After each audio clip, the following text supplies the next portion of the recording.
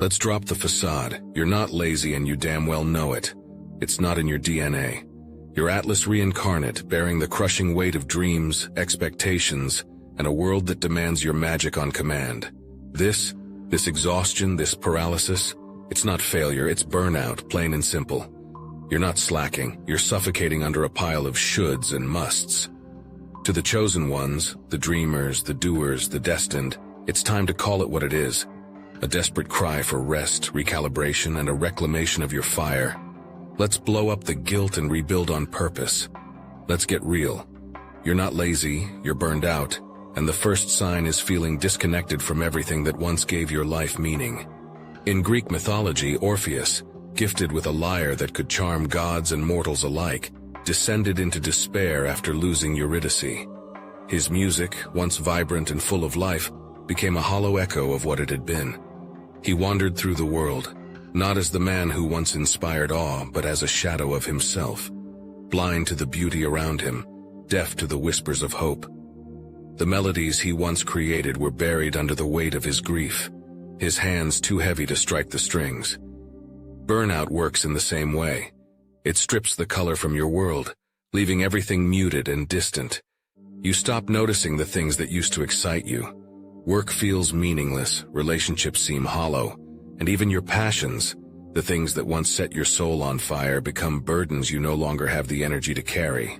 This isn't laziness, it's a survival mechanism for a spirit stretched too thin. Like Orpheus, you aren't broken, but your connection to the things that once made you whole has been severed. Recognizing this disconnection isn't a failure. It's the first step toward reclaiming your rhythm. Drop a comment. I am not lazy, I am burned out, if you're ready to reclaim your fire and prioritize your well-being. Loss of motivation is another undeniable sign you're not lazy but burned out.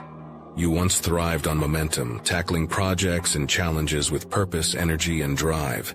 Now, even the simplest tasks feel like insurmountable obstacles. Burnout doesn't just rob you of energy, it strips away your will, leaving you stranded in a haze of apathy and frustration. Think about those who carried unrelenting burdens, grinding themselves down to the bone. Their spark didn't die because they lacked discipline. It faded under the weight of exhaustion. Motivation doesn't disappear for no reason. It withers under constant strain, extinguished by a cycle of overextension and self-doubt. When ambition becomes dread, when what used to excite you now feels heavy and meaningless, it's not because you've lost your potential. It's because you've been running on empty for far too long. The fire you once carried isn't gone. It's smothered, hidden beneath layers of fatigue, waiting for the moment it can burn brightly again. This isn't a lack of effort. It's a natural response to being pushed beyond your limits. Recognizing this loss of motivation isn't a sign of failure. It's the wake-up call you need to prioritize rest and recalibrate your purpose. The third sign you're not lazy, just burned out, is the loss of passion. The fire that once drove you, the joy you found in your work, your craft, your life, it feels extinguished. You're not indifferent, but exhaustion has stolen the spark that made it all worthwhile. Burnout doesn't just slow you down, it makes what once fulfilled you feel like an uphill battle with no summit in sight. Think of Santiago from The Old Man and the Sea. His love for the sea and the thrill of the catch didn't disappear, but after days of struggle against the relentless marlin, exhaustion consumed him. The weight of his weariness overshadowed the passion for his craft. The fight became survival, and survival drained him of the joy he once knew. He persisted, but at what cost?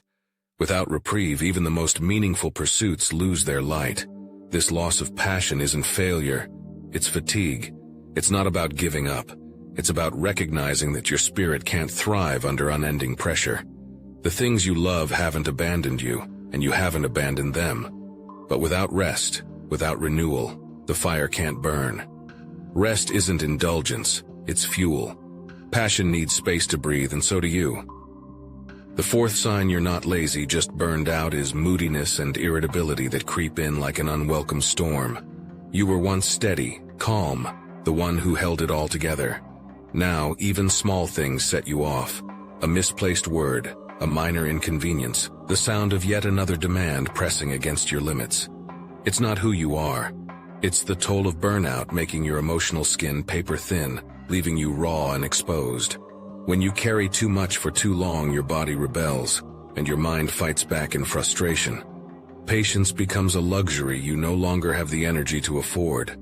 Like the waters that grow turbulent before breaking against the shore, your irritability signals an internal pressure building to dangerous levels. This isn't because you lack control, it's because your reserves are depleted. The fifth sign you're not lazy, just burned out, is neglecting self-care. A silent collapse that happens when you're too overwhelmed to prioritize yourself. You stop showing up for yourself because everything feels like too much. Basic needs, eating well, sleeping enough, moving your body, fall to the wayside, sacrificed on the altar of survival. The routines that once kept you grounded now seem pointless, indulgent, or just another demand you can't meet. You keep running on fumes, ignoring the warning lights flashing all around you. Almost everything will work again if you unplug it for a few minutes, including you, Anne Lamott said, but burnout convinces you there's no time to pause. You start skipping meals, cutting corners, and forgetting the simplest acts of care, like drinking water or taking a deep breath. This isn't laziness. It's a symptom of being stretched too thin. The things that should nurture you feel like burdens when you're depleted. You're prone to burnout because you carry what most wouldn't dare. The pressure to excel, the need to meet expectations, and the relentless pursuit of purpose push you beyond your limits. Chosen ones aren't ordinary. They're the ones who take on more, strive harder, and refuse to settle. And now let us take a moment to honor the chosen among us. Here's to the ones who see the world differently. The silent guardians, the watchful souls, always awake, always vigilant. They don't fit the mold, and they wouldn't have it any other way. While others walk familiar paths, they forge their own, fighting unseen battles, illuminating the shadows. It's not for everyone, and that's okay. But if you feel it, deep within, you'll know this is meant for you. No masks, no pretense, just truth. The Obsidian Inner Order is here, a place where kindred spirits gather to share wisdom, to connect, to transform. Over 400 strong, united not by conformity but by purpose. If you're ready, you know where to find us. The link is in the description. If not, that's perfectly fine. Because we're always here, watching over, making a difference in ways unseen. Here's to those who walk their own path, not for recognition but because it's who they are. Here's to you. The first reason why chosen ones are prone to burnout is the relentless resistance and opposition they face. Your path isn't smooth. It's riddled with obstacles designed to test your resolve. Every step forward feels like a battle against unseen forces, criticism, sabotage, and spiritual attacks that drain your energy. You don't just move through life. You fight to carve out your place in it, deflecting negativity and overcoming barriers others don't have to face. Opposition doesn't merely challenge your plans. It attacks your spirit. The more you try to rise, the stronger the resistance becomes, like waves crashing against a cliff. It's exhausting to hold your ground, let alone make progress. You carry the weight of proving yourself against doubters, handling jealousy from those who resent your potential, and enduring setbacks that seem to come out of nowhere. This isn't random, it's the price of being chosen. The toll is cumulative. Every battle leaves a scar, every obstacle chips away at your reserves, and burnout becomes the silent consequence of a life lived under constant pressure. It's not weakness, it's wear. Recognize that your struggles aren't a reflection of failure, they're evidence of how much you've endured. Strength doesn't mean enduring endlessly, it means knowing when to rest and reclaim your power. The second reason why chosen ones are prone to burnout is emotional overload, the heavy cost of carrying what isn't yours to bear. You don't just feel your own struggles.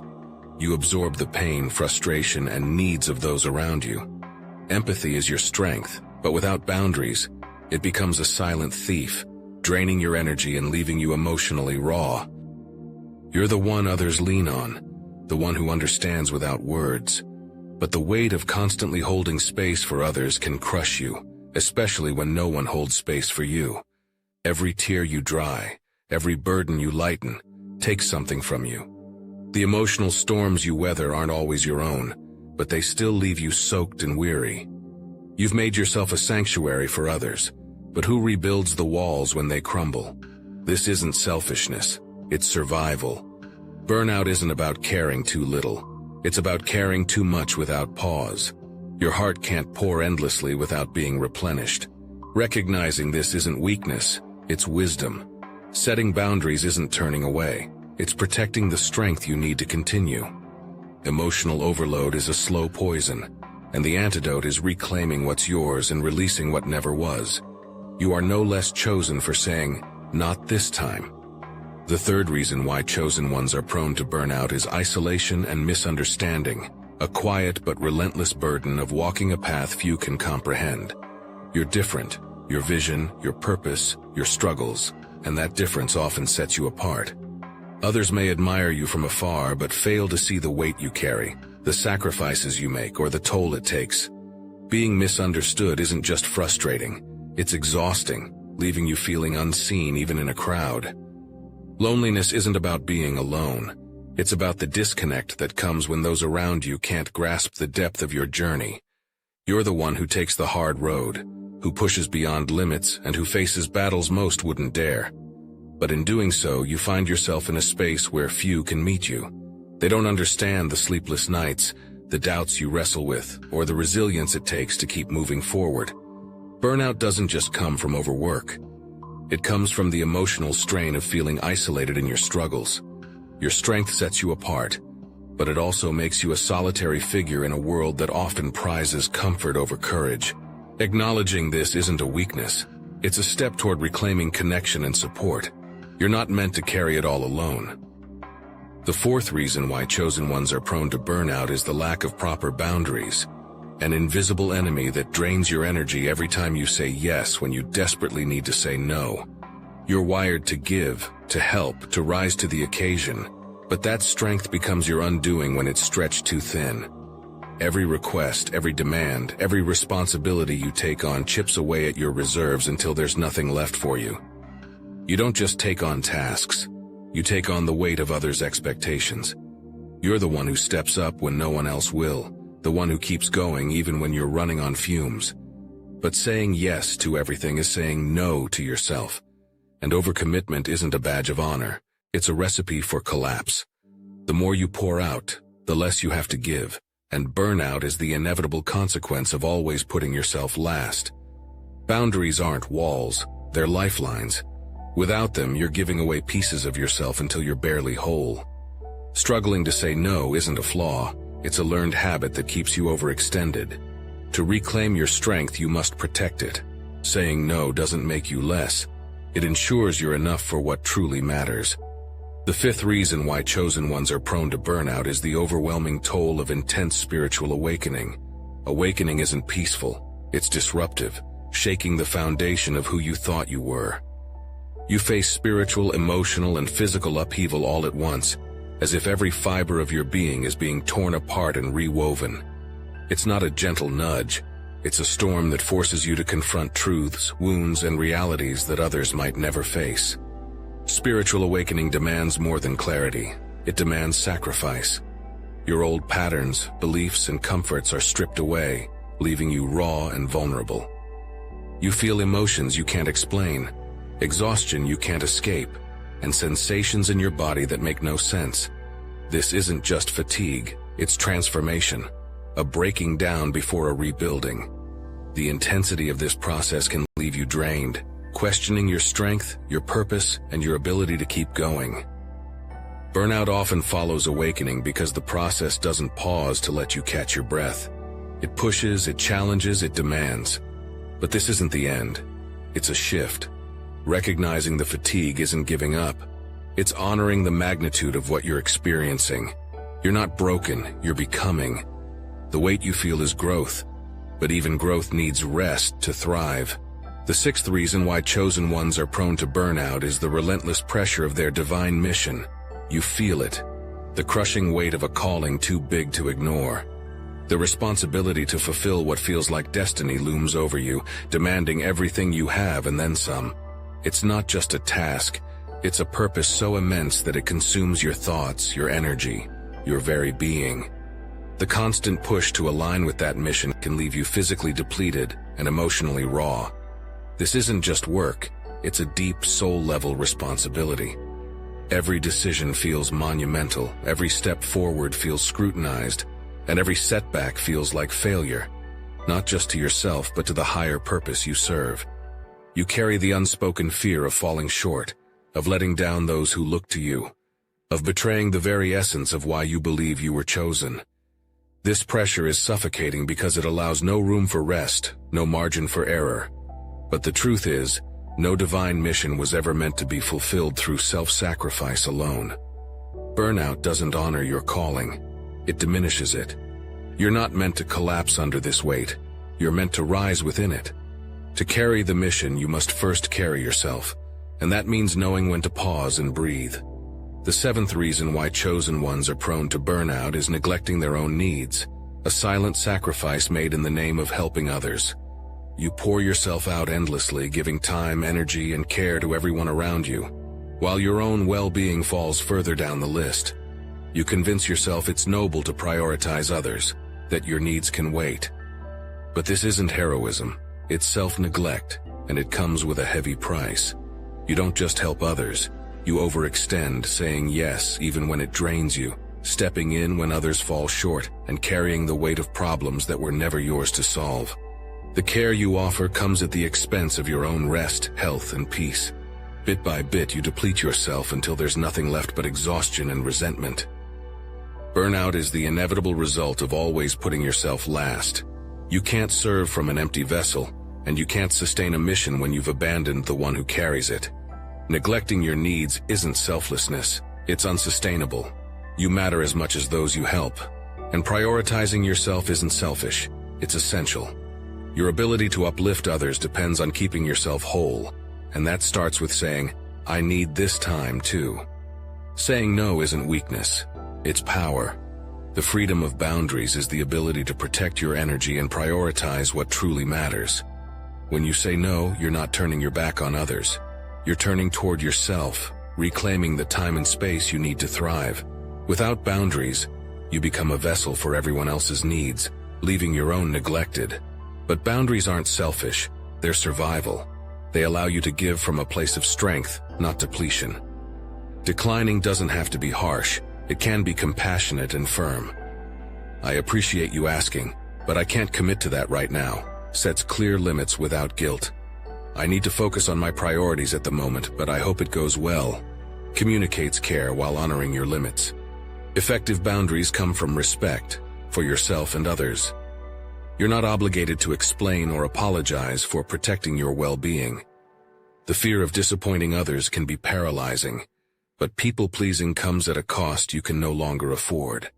Shift your mindset. Saying no to others is saying yes to your own health and purpose. You're not here to be everything for everyone. You're here to fulfill your unique calling, and that requires self-preservation. Boundaries aren't barriers. They're the foundation of your freedom. I once agreed to help organize a friend's wedding, even though my work schedule was overwhelming. I didn't want to let her down, but as the deadlines approached, I found myself constantly anxious and resentful. Finally, I admitted I couldn't take on the responsibility. To my surprise, she was understanding and grateful I spoke up before it caused bigger issues. Saying no felt like a failure at first, but it allowed me to focus on the areas of my life I needed to prioritize. Prioritization isn't just a choice. It's a skill that defines how you protect your energy and focus. You must let go of commitments that don't align with your goals, no matter how small or seemingly harmless. Every unnecessary yes is a step further from what truly matters. It's not your job to carry every burden or meet every expectation. Your purpose demands clarity, and clarity begins with deciding what deserves your attention and what doesn't.